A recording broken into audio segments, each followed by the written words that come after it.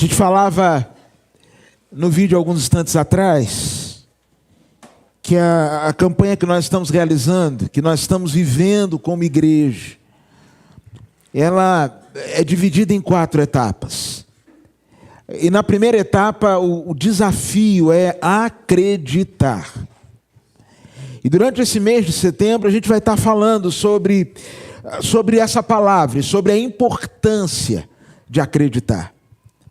Quando a gente olha para a palavra de Deus, por exemplo, você chega no Evangelho de Mateus, lá no capítulo 13, o último versículo, vai falar que Jesus estava em Nazaré, e naquele lugar ele não pôde realizar muitos milagres por conta da incredulidade daquele povo. Ou seja, Jesus, ou o evangelista Mateus, nos sinalizava que o ambiente da incredulidade é um ambiente onde os milagres, de certa forma, eles não têm tanta liberdade para acontecer. Se nós queremos, irmãos, e hoje de manhã falava que temos um desafio que é maior que a nossa capacidade. Se nós queremos ver o agir de Deus no nosso meio, se nós queremos ver muralhas caindo, mar se abrindo, Deus fechando a boca do leão, se nós queremos, irmãos, experimentar as vitórias de Deus, é imprescindível que esse ambiente seja um ambiente de fé, seja um ambiente com pessoas que acreditem naquilo que Deus prometeu fazer e na fidelidade desse Deus que um dia nos prometeu que faria. Por isso eu quero nessa noite pensar com você sobre alguns elementos, ou pelo menos 3 elementos, que são fundamentais para que o lugar que vivemos, seja a sua casa, seja o local onde você trabalha, mas de maneira muito mais específica, esta igreja, seja um ambiente marcado pela fé. Como um ambiente de fé é gerado? Como um ambiente de fé se expressa? Quais são as marcas de um ambiente marcado pela fé? Abra sua Bíblia comigo em Êxodo capítulo 14, a partir do verso 1. E a Bíblia diz assim, Êxodo 14, a partir do verso 1. Assim nos diz o texto sagrado. Disse o Senhor a Moisés: diga aos israelitas que mudem o rumo e acampem em frente de Pi-Hairote, entre Migdol e o mar. Acampem à beira-mar, defronte de Baal-Zefon. O faraó pensará que os israelitas estão vagando confusos, cercados pelo deserto. Então endurecerei o coração do faraó, e ele os perseguirá. Eu serei glorificado por meio do faraó e de todo o seu exército, e os egípcios saberão que eu sou o Senhor. Assim fizeram os israelitas. Contaram ao rei do Egito que o povo havia fugido, e então o coração do faraó e de seus oficiais foi mudado, e eles disseram: o que foi que fizemos? Deixamos ir os israelitas e perdemos nossos escravos. Então o faraó mandou aprontar o seu carro de guerra e levou consigo o seu exército. Levou todos os carros de guerra do Egito e também 600 dos melhores desses carros, cada um com um oficial no comando. O Senhor endureceu o coração de Faraó, rei do Egito, e este perseguiu os israelitas que marchavam triunfantemente. Os egípcios, com todos os cavalos e carros de guerra do faraó, os cavaleiros e as tropas, saíram em perseguição aos israelitas e os alcançaram quando estavam acampados à beira-mar, perto de Pi-Hairote, defronte de Baal-Zefon. Ao aproximar-se o faraó, os israelitas olharam, avistaram os egípcios que avançavam na direção deles e, aterrorizados, clamaram ao Senhor. E disseram a Moisés: foi por falta de túmulos no Egito que você nos trouxe para morrermos no deserto. O que você fez conosco, tirando-nos de lá? Já tínhamos dito a você no Egito: Deixe-nos em paz, seremos escravos dos egípcios. Preferimos ser escravos dos egípcios a morrer no deserto. Moisés respondeu ao povo: não tenham medo, fiquem firmes e vejam o livramento que o Senhor trará hoje, porque nunca mais vocês verão os egípcios que hoje vêm. O Senhor lutará por vocês, fiquem calmos. O Senhor então disse a Moisés: por que você está clamando a mim? Diga aos israelitas que sigam avante. Erga sua vara, estende a mão sobre o mar e faça as águas se dividirem para que os israelitas atravessem o mar em terra seca. Eu, porém, endurecerei o coração dos egípcios e eles o perseguirão. Serei glorificado por meio do faraó e de todo o seu exército com seus carros de guerra e os seus cavaleiros. E os egípcios saberão que eu sou o Senhor, quando eu for glorificado por meio do faraó, com seus carros de guerra e os seus cavaleiros. A seguir, o anjo de Deus, que ia à frente do exército de Israel, retirou-se, pondo-se atrás deles. A coluna também saiu da frente deles e se pôs atrás. E entre os egípcios e os israelitas, a nuvem trouxe trevas para um e luz para o outro, de modo que os egípcios não puderam aproximar-se dos israelitas durante toda a noite. Então, Moisés estendeu a mão sobre o mar, e o Senhor fez o mar retroceder e tornou-se em terra seca, com forte vento leste que soprou toda aquela noite. As águas se dividiram, e os israelitas atravessaram pelo meio do mar em terra seca, tendo uma parede de água à direita e outra à esquerda. Senhor, obrigado pela tua palavra, obrigado por cada pessoa que nesta noite está conosco, seja presencialmente aqui no templo ou nos acompanhando à distância, que o Senhor e a tua bênção os alcance nesta hora. Quero te agradecer, ó Deus, pelas ofertas que foram trazidas, que cada valor seja usado para a glória do teu nome. Obrigado, Senhor, por esta noite, em nome de Jesus, e gera na tua igreja um ambiente de fé, um ambiente onde possamos crer naquilo que o Senhor está por fazer. Em nome de Jesus. Amém. Gente, quando olho para esse texto, é um texto bastante conhecido. Depois de mais de 400 anos que o povo passa no cativeiro no Egito, Deus os retira do Egito e os leva rumo à terra prometida. Mas existe algo interessante, que às vezes nós nos esquecemos. Quando Deus ordenou que Moisés se apresentasse a Faraó, o discurso de Moisés não foi: olha, vá lá e diga para Faraó que eu quero tirá-los do Egito para que eles entrem na terra prometida. Na verdade, o discurso, a fala foi: tire o meu povo do Egito para que eles venham me adorar no deserto. Antes da gente chegar em Canaã, sempre haverá um tempo de deserto. E Deus nos convida a celebrarmos a presença antes da promessa. Deus nos convida a celebrarmos ao Senhor, mesmo no deserto. O povo começa a caminhar no deserto. E diz a palavra de Deus que há um determinado momento que Deus diz assim: olha, manda o povo parar e retroceder. E se acampem num lugar que se localiza lá em Pirairote, entre Migdol e o mar.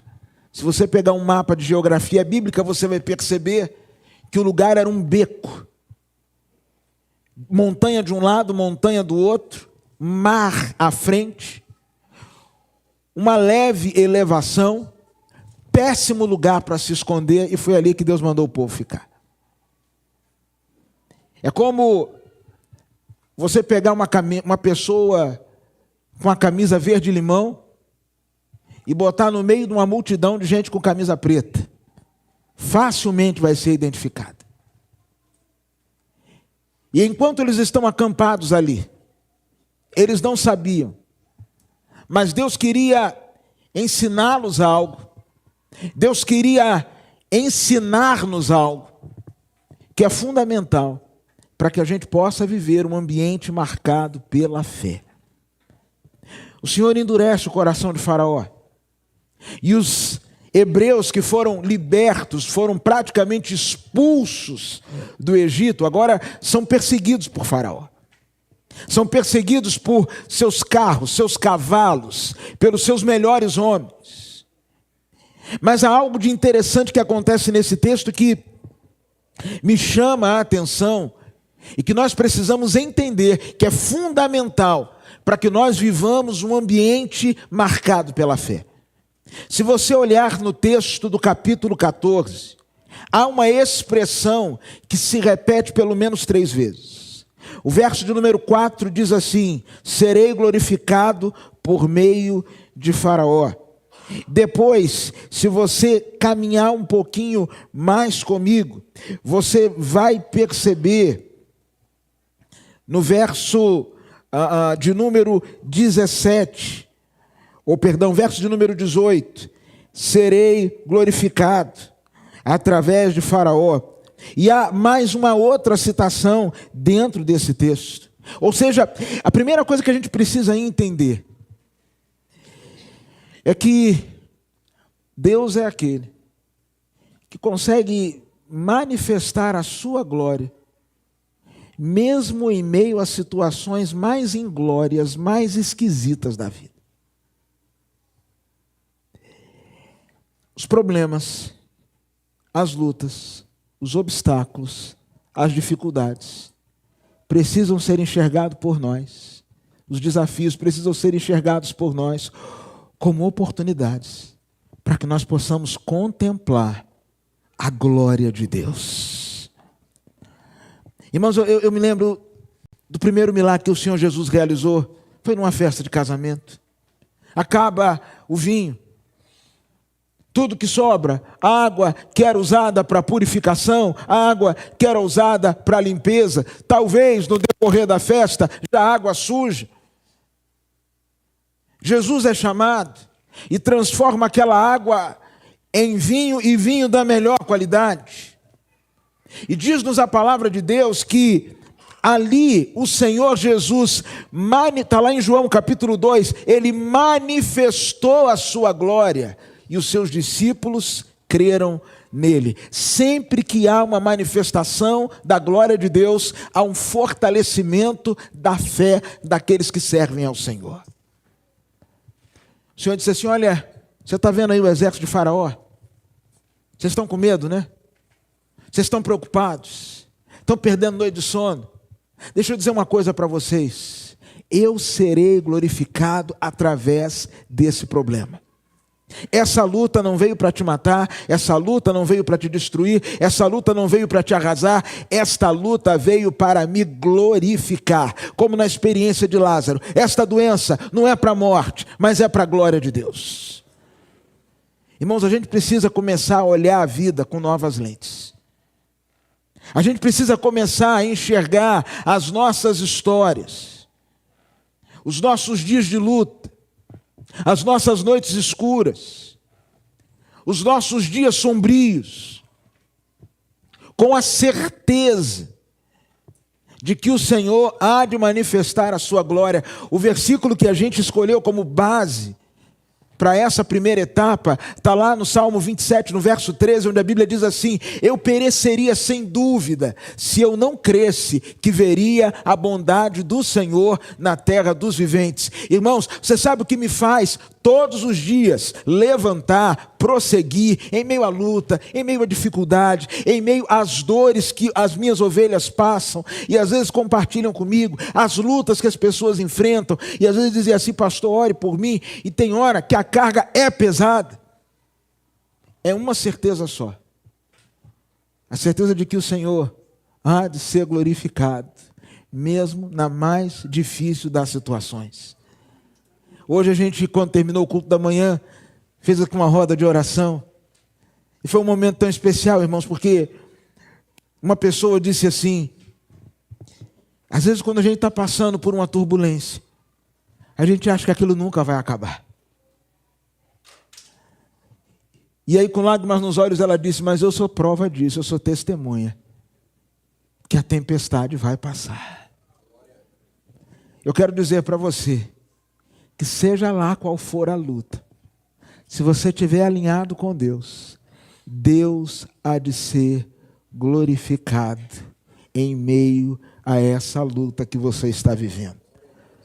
Um ambiente de fé, um ambiente de pessoas que percebem as dificuldades como oportunidades para a manifestação da glória de Deus. Um certo escritor vai dizer que aquela mesma brecha que às vezes permite que a água entre numa casa, trazendo a goteira, também permite que o sol entre, expulsando os fungos. Nós acreditamos, irmãos, que aquelas brechas que até então para nós eram apenas sinais de que a chuva estava caindo dentro de casa, a partir de hoje por nós serão reinterpretadas como sinais de que o sol está brilhando dentro de casa. Louvado seja Deus por isso. Mas há outra coisa que me chama a atenção: o ambiente de fé, ele é forjado quando nós aprendemos a ter atitudes espirituais diante de ataques naturais. Ou, melhor, atitudes espirituais diante dos ataques espirituais que parecem ser naturais. Existe uma coisa e deixa eu explicar um pouquinho o que eu quero dizer com isso. A palavra de Deus fala sobre batalha espiritual. Vida cristã não é um playground. A gente não está num parque de diversão. A gente não está numa Disneyland. A Bíblia vai dizer em Efésios que a nossa luta não é contra carne e sangue, mas é contra principados, potestades e por aí vai. E você acha que essa luta se dá como? Você acha que você está muito bem andando na rua, e daqui a pouco aparece um ser sobrenatural, com capa, chifre, pé de pato, fala assim: eu vim lutar com você. Quem é você? Aí eu falo: eu sou fulano de... Não é assim não. Você pensa que luta batalha espiritual, você está um dia assim parado, olhando para o mar, aí daqui a pouco você fala assim: ué, está tendo um UFC celestial ali, um anjo e um demônio se pegando, quem será que vai... Não é assim não, gente. Se a Bíblia diz que a nossa luta não é contra carne e sangue, é porque a Bíblia está nos dizendo que é fácil nós atribuirmos ao natural ataques que são sobrenaturais. Às vezes os ataques são tão naturais que nós não acreditamos que eles possam ser sobrenaturais. Nesse mundo, onde a gente só valoriza aquilo que os nossos 5 sentidos, ou que os nossos sentidos conseguem acessar, nesse mundo onde aquilo que você não pode tocar, sentir, blá, blá, blá, você não valoriza. Às vezes você acha que o problema é a pessoa. E se eu achar que a minha luta é contra carne e sangue, eu vou eleger um inimigo. E eu vou eleger o inimigo errado. Eu não estou dizendo, abre parênteses, que tem gente que não vale nada. Claro que tem gente que não vale nada. Tem gente, irmãos, que só o sangue. Tem gente que não adianta você falar que é demônio não, que é safadeza.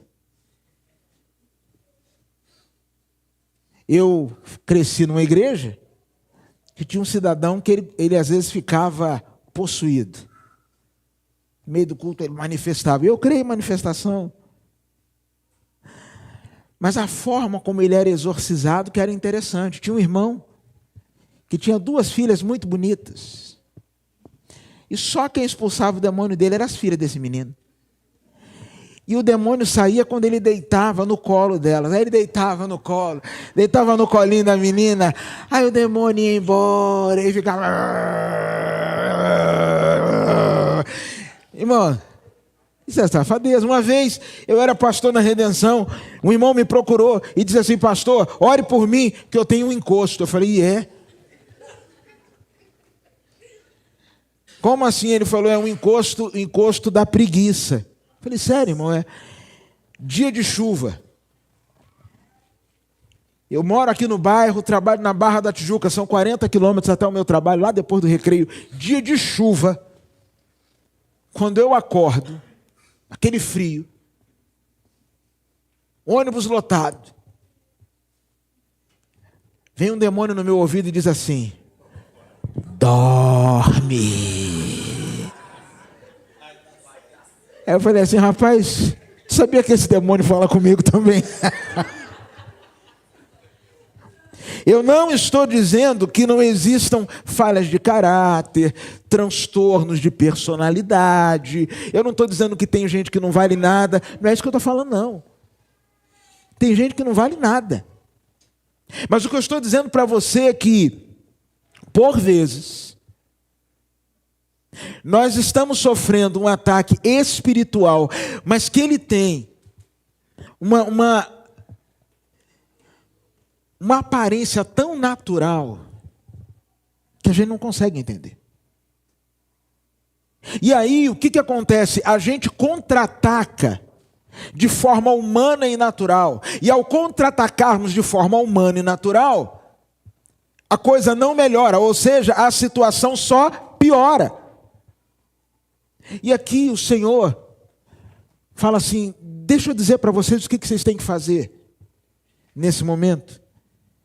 Verso de número 14 diz assim, verso de número 13 e 14 diz assim: fiquem firmes e vejam o livramento que o Senhor trará hoje.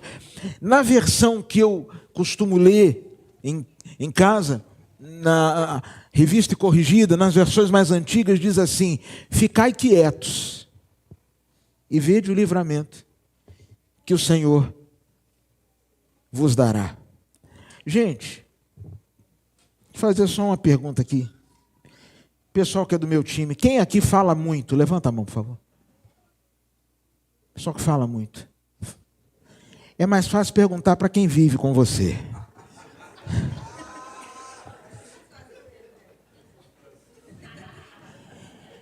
Eu não sei o que é isso, mas eu já acordo falando. Tem uma lá em cima assim. Já acorda falando também? Eu falo demais. Eu converso, eu falo até só. O que foi, meu amor? E você, tá vendo aí? A Bíblia diz, tá causando intriga? Está causando intriga entre o casal. A irmã está em disciplina, está fora do louvor. Aqui é assim. Aqui tem ordem. Aqui nessa igreja tem ordem. E o pastor é brabo. Desse jeito. Deixe ele. Aí, eu falo demais. A Érica já fala de menos. Não é que ela fala de menos, ela fala certo, na medida. Eu sou desmedido. E tem dia que ela fala assim: meu amor,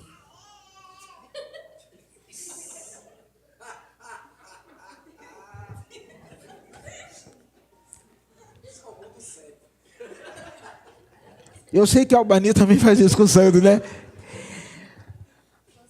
A Albani, ela, quando desce no trabalho, o Sandro vai levando ela no trabalho, vai falando. E eles pegam ainda a Fernandes Lima com engarrafamento. E a Albani vai ouvindo. Eu poderia estar no ônibus. Algumas coisas estão ficando claras para mim.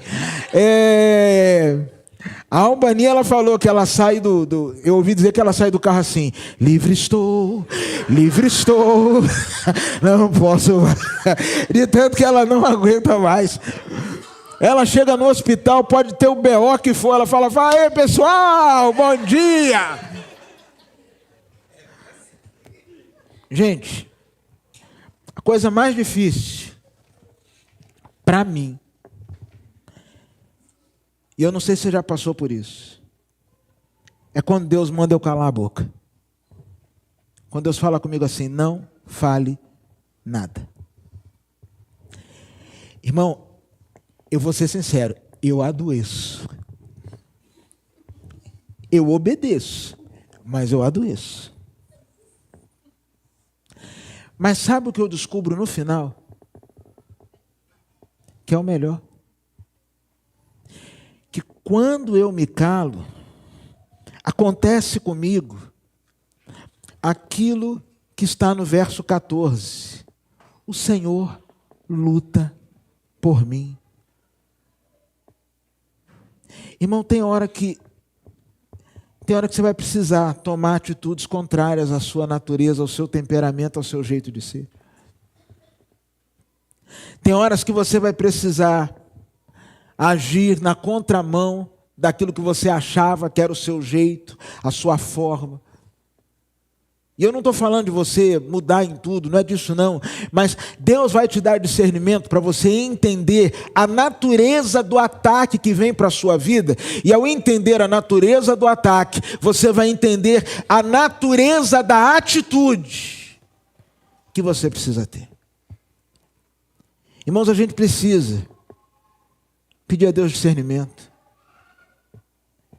Ambiente de fé é ambiente de discernimento. Ambiente de fé é ambiente onde questões espirituais são tratadas de forma espiritual. Questões espirituais não são tratadas de forma carnal. Essa semana, acho que foi sexta-feira, eu tive uma reunião com o pessoal de uma agência missionária. Eu fiquei maravilhado, irmãos, com o que esse povo está fazendo ao redor do mundo. Há um determinado país onde o índice de estupro contra adolescentes era altíssimo. Há 5 anos essa organização missionária começou a trabalhar lá. Em 5 anos, a taxa de estupro caiu em 37,5%. Você sabe o que eles fizeram para essa taxa cair? Uma ação missionária. Como assim, pastor? Evangelização, os estupradores se converteram. Não sei se aconteceu isso, mas eles fizeram um negócio. Eles começaram a observar que as meninas saíam do vilarejo e iam buscar água. Às vezes andavam 2, 3 quilômetros. No caminho, com a lata d'água na cabeça, estava lá o agressor a esperá-la. Ela era vítima de uma violência sexual. Chegava em casa envergonhada, não falava com os pais. No dia seguinte a mãe dizia assim, vá buscar água. Ela dizia, não vou não, quero não. A mãe chamava de preguiçosa, dava uma surra, ela tinha que ir, era estuprada novamente. E o estuprador ainda dizia, se você falar na sua casa, nós vamos matar a sua família. E aquilo ia acontecendo, sabe? De maneira assim, assustadora, avassaladora naquele país. E aí aquela organização missionária disse assim, nós vamos abrir poços perto da casa das pessoas, nos vilarejos. Então agora as meninas não têm que andar 3 quilômetros para pegar água. Agora elas saem de casa, andam 100 metros. E dentro do centro comercial, debaixo da vista de todo mundo, elas estão pegando água. Em 5 anos, 37,5% do estupro caiu. E aí o líder dessa organização missionária, numa reunião comigo, falou assim, pastor, você precisa ir lá. Porque nós temos pastores, líderes, estamos treinando liderança leiga. Tem um homem lá que tem uma igreja, irmãos. Tem mais de 800 pessoas. Deixa eu dizer para você como essa igreja começou. Um dia apareceu uma pessoa e falou com ele o seguinte, existe um Deus que ama você, que o filho dele morreu numa cruz, que se você entregar a vida para ele, sua vida nunca mais vai ser a mesma. Você acredita nisso? O cara falou, acredito. Então vai contar isso para o seu povo. Ele só sabe isso. E ele vai falando. E só isso. que é o Evangelho, que é poder de Deus, está transformando uma comunidade. Ele falou, mas agora a gente tem que treinar esse povo, que agora a Bíblia chegou lá. E é uma teologia toda troncha. O camarada encontra Noé conversando com Paulo no caminho de Damasco, depois de terem visitado Abraão, e Enoque, que foi discípulo de Jesus, Isaías, que casou com a filha de Jeremias. Falou, é uma confusão. Então a gente está treinando esse povo, dando um treinamento. E ele falou assim, pastor, você precisa ir nesse negócio. Aí me deu 2 datas, eu falei, quanto é? Eu falei, tanto, eu falei, não tem dinheiro. Ele falou, você é uma pessoa ideal. Primeiro, você tem a formação teológica, é um país na África, você é preto, você domina o inglês, você vai botar o pé nas costas e vai treinar esse pessoal. Eu falei, não tenho dinheiro para ir. Aí ele falou comigo assim, deixa eu falar um negócio para você. E aí eu vou falar um negócio para vocês, eu queria que você guardasse isso na sua cabeça. Ele falou assim, na obra de Deus, dinheiro nunca é o problema. Até porque ele só seria o problema se ele fosse a solução. A solução não é dinheiro. Imagine uma pessoa que está com uma doença incurável. É o dinheiro que resolve? Um filho que está mergulhado nas drogas, é o dinheiro que resolve? Um casal que está com um casamento destruído, é o dinheiro que resolve? Uma pessoa que está sem esperança de viver, é o dinheiro que resolve? E falou, pastor, dinheiro não é problema na obra de Deus, por uma razão muito simples, porque dinheiro nunca foi a solução, dinheiro é só um instrumento. E quando a gente começa a se mover na direção de Deus, a gente começa a conjugar um verbo. Eu falei, que verbo? Ele falou, já ouviu falar do Jeová Jirê? Deus da provisão? Eu falei, já, Jeová Jirê. Ele falou, a gente conjuga Jeová Jirê. Como assim? A gente olha para a vida e diz assim, Jireu. Deus já proveu. Como é que vai ser esse negócio aqui? Eu estou preocupado com isso, com aquilo, com aquilo outro. Daqui a pouco você fala assim, Jireu.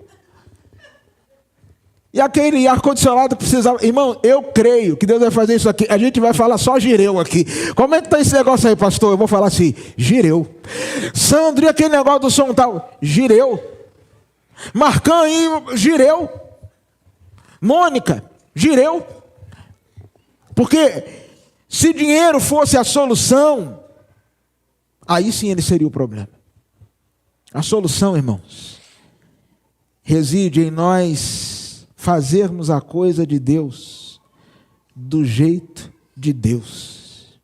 Deus falou assim, cala a boca, fiquem quietos e deixe esse BO comigo, porque quem vai lutar por vocês sou eu. Aí é Jireu para todo lado. Mas deixa eu falar uma terceira e última coisa. Irmãos, isso eu sempre gosto de falar. Sempre que eu prego sobre esse texto aqui na Colher, eu termino do mesmo jeito.